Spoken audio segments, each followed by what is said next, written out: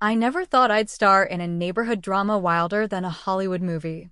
But life throws surprises when you least expect them. A month ago, I was just a regular guy, excited to move into my first home, a cozy 3-bedroom in the quiet Cedar Hills community.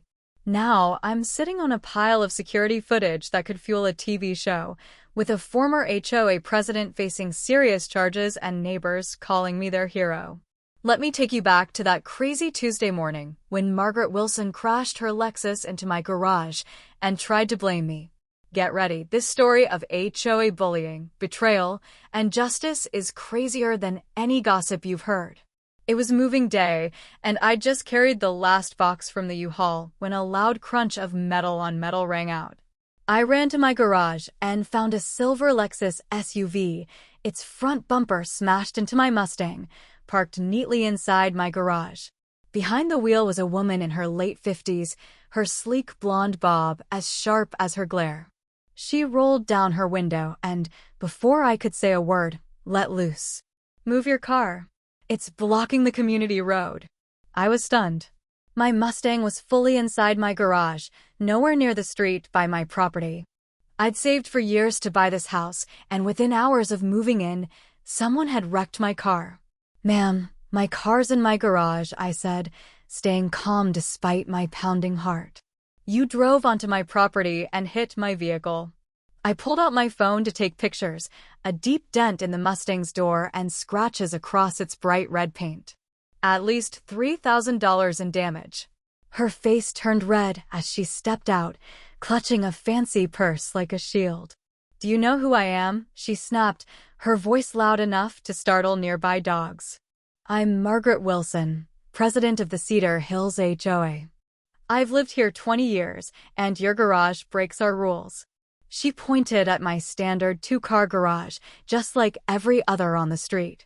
As I took more photos, I noticed the security camera I'd set up the day before. Its lens was aimed right at the crash. Relief washed over me. This wasn't just my word against hers. The $500 camera system, installed as a precaution, was now my secret weapon. "I've got a security camera that recorded everything," I said, pointing to it. Margaret's smug look faded, her eyes flicking to the camera with a hint of panic. She adjusted her tailored jacket, stumbling over her words. "Cameras facing the street are against HOA rules. Remove it or you'll be fined." Her confidence was cracking, and I couldn't help but smile. "The camera's on my property, recording my property, and it just caught you damaging my car," I said calmly. "Should we exchange insurance info, or do I call the police?" Her attitude shifted to a fake friendliness that screamed trouble. "Let's not make a big deal, neighbor," she whispered, her smile as false as her tone. "We can settle this quietly. No police or insurance." Warning bells went off in my head. Her sudden niceness felt like a trick. Before I could answer, a voice broke in. "I wouldn't trust her," said a man walking over from the house next door. He was about 40, with a tired face and a faded Michigan State t-shirt. "Margaret loves making problems disappear until they work in her favor." He stuck out his hand. "Mike Thompson, your neighbor. Welcome to Cedar Hills, or as we call it, HOA Nightmare." Margaret's eyes narrowed. "Stay out of this, Mike. Worry about your unapproved fence." Mike just grinned, not fazed. "I'm filing an insurance claim," I told Margaret firmly, "and the camera stays." She scribbled my name, James Parker, in a fancy HOA notebook, her pen pressing hard. "Welcome to Cedar Hills, Mr. Parker," she sneered. "The board inspects tomorrow. Read your HOA rules." With a squeal of tires, she sped off, leaving the smell of burnt rubber and a promise of trouble. Mike shook his head. "You made an enemy on day one. That's a record." "She damaged my Mustang, but she's usually worse." "The last guy here?" "She hit him with 50 violations until he sold sheep to her son, Ethan, a real estate guy who only gets deals in this neighborhood." That night, I reviewed the footage, which showed Margaret deliberately driving into my garage. No accident. I saved the video 3 ways: cloud, email, and hard drive. If Margaret wanted a fight, I'd be ready. The next morning, 3 HOA violation notices were taped to my door. Overgrown lawn. It was freshly mowed. Misplaced trash bins, set exactly per the HOA guide, and unapproved exterior paint, unchanged since I bought the house. Each had a $150 fine, if not fixed in 48 hours. Margaret was playing dirty. I took photos of everything, measuring the lawn and bins for proof, then went to work as a cybersecurity coder. Funny how I was now facing a human threat instead of digital ones. At lunch, I researched HOA laws, learning about protections against harassment and unfair enforcement. That evening, I went to the HOA meeting at the Cedar Hills Community Center, laptop in hand. The room was tense, residents avoiding my eyes. Margaret, in a crisp white suit, ran the meeting like a dictator, shutting down questions and controlling the board. When I stood to speak, her pearl necklace swung as she tried to stop me. "I'm here about yesterday," I said, plugging in my laptop. "The HOA president drove into my garage and damaged my car. I have video proof." Gasps spread through the crowd as I played the clip, showing Margaret's deliberate crash and her panic when I mentioned the camera.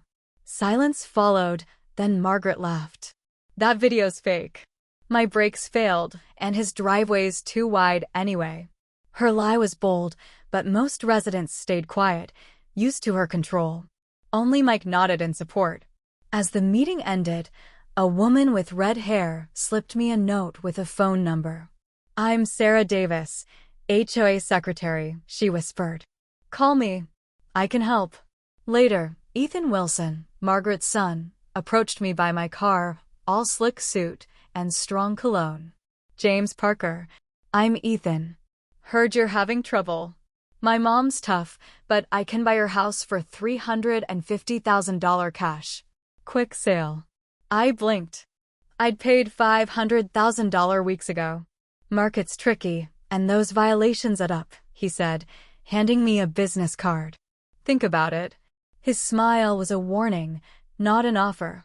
I called Sarah that night. "Margaret and Ethan target new or weak homeowners," she whispered, hitting them with violations until they sell cheap. "Ethan flips the houses for profit. They're after your block for a shopping center project that could make millions."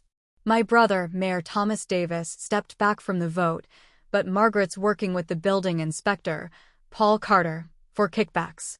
She'd tracked 7 homes flipped in 5 years, averaging 40% profit. Your camera scared her. She's not used to resistance.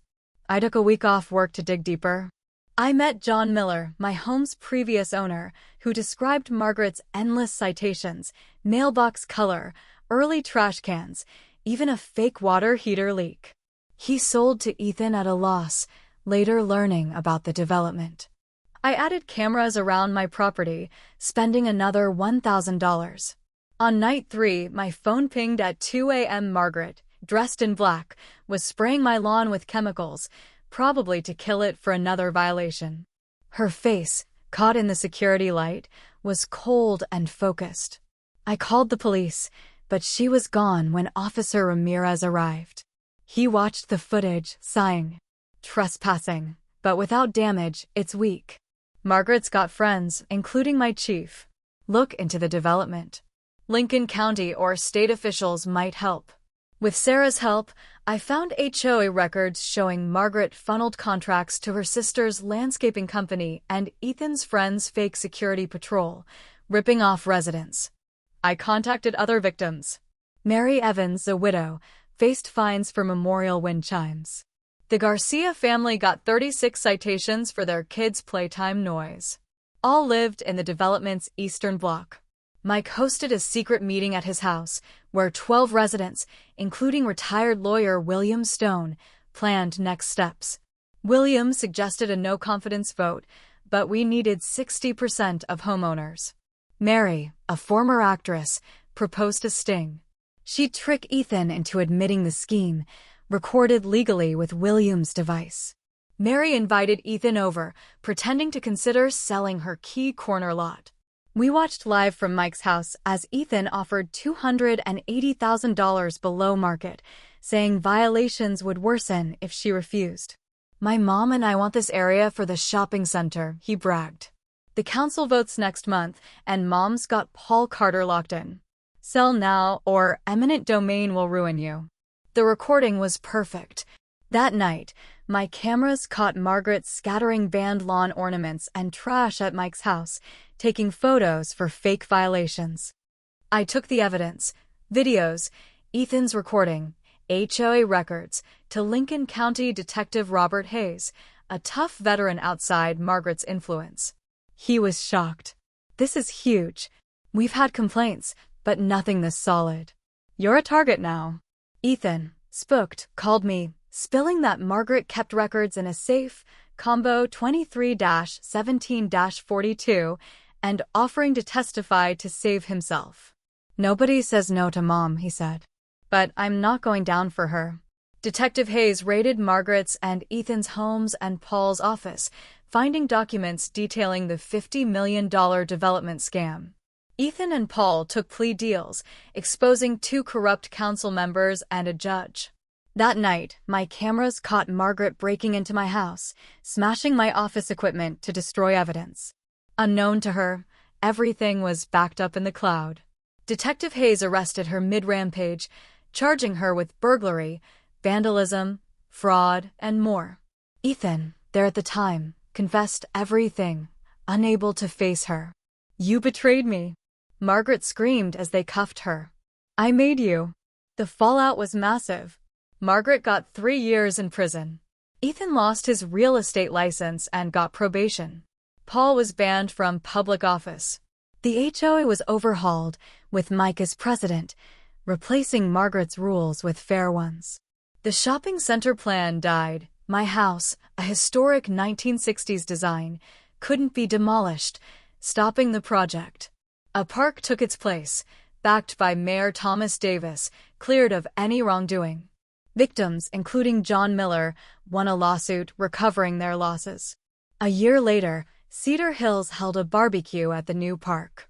Mary played with the Garcia kids, Sarah shared council ideas, and I brought brownies to the potluck, enjoying the peace. Then I found a letter from Margaret in prison. "You think you've won, James, but I've got friends. When I'm out, Cedar Hills will know who's boss." No remorse, just threats. I tossed it, joining the laughter in the park where kids played free of HOA control. My cameras stayed up, a reminder that justice comes when neighbors stand together, armed with evidence and courage. Never underestimate a guy with a Mustang, a camera, and a neighborhood to protect.